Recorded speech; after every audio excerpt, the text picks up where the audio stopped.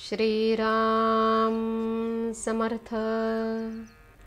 ब्रह्मानंदं परमसुखदं केवलं ज्ञानमूर्तिं द्वन्द्वातीतं गगनसदृशं तत्त्वमस्यादिलक्ष्यम् एकं नित्यं विमलमचलं सर्वधी साक्षिभूतं भावातीतं त्रिगुणरहितं सद्गुरुं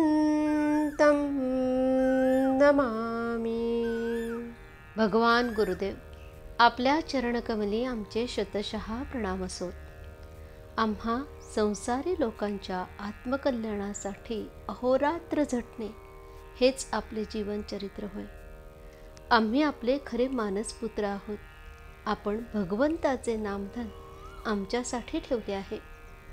त्या नामात गोडी उत्पन्न व्हावी आणि आमचे मन नामात रंगून जावे, हीच आमची आपल्या चरणी एकमेव प्रार्थना आहे। जय जय रघुवीर समर्थ। सद्वस्तू साध्य करून घेण्याचा उपाय सत्संगती। एखाद्या दारूबाजाप्रमाणे विषयी मनुष्य वागत असतो। त्याला सर्व कळते पण वळत नाही। एकीकडे स्वतःला तो परमात्म्याचा अंश म्हणतो आणि दुसरीकडे विषयाच्या आहारी जातो। खरोखर भक्तीशिवाय सर्व काही वाया आहे। संतांजवळ राहावे आणि भक्तीचे साधन करावे। आपल्याला काही करायचे उरले आहे असे जे वाटते ते न वाटू लागले म्हणजे साधनात प्रगती झाली असे समजावे। भगवंताची भक्ती घडायला गुरुसेवा हे एक मुख्य साधन आहे। जो शिष्य आज्ञा पाळतो त्याला भेटणे गुरुला भागच पडते।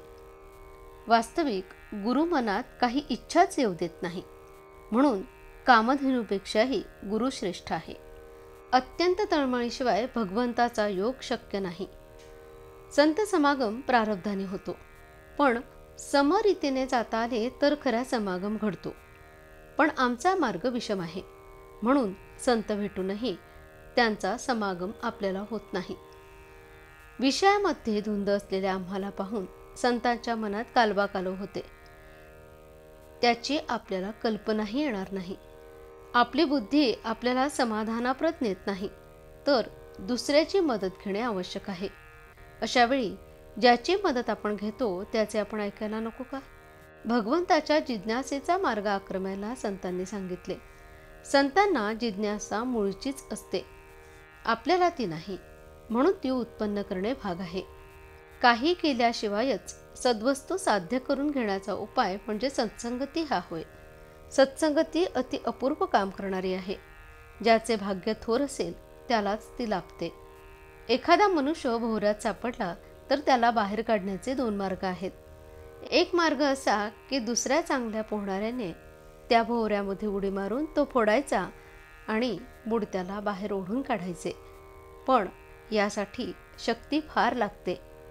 दुसरा मार्ग असा की आपणच भोवऱ्यामध्ये बुडी मारून तळाशी जायचे आणि खालून बाहेर निघायचे। विद्वत्ता ही भोवऱ्यासारखी आहे। वरवर पाणी फिरत असते तरी तळाशी ते संथ असते।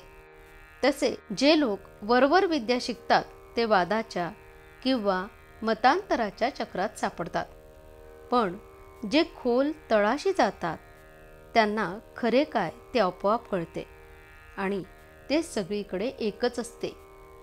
विद्येच्या भोवऱ्यामध्ये सापडणाऱ्यांना बाहेर ओढून काढायचे काम फार मोठ्या संतांचे असते। शहाण्याने त्या भानगडीत न पडावे। हजारो लोक भगवंताच्या नामाला लावणे हे खरे संतांचे काम होय। आजचे बोधवचन।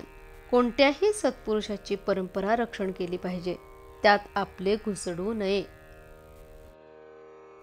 जानकी जीवन स्मरण जय जय राम।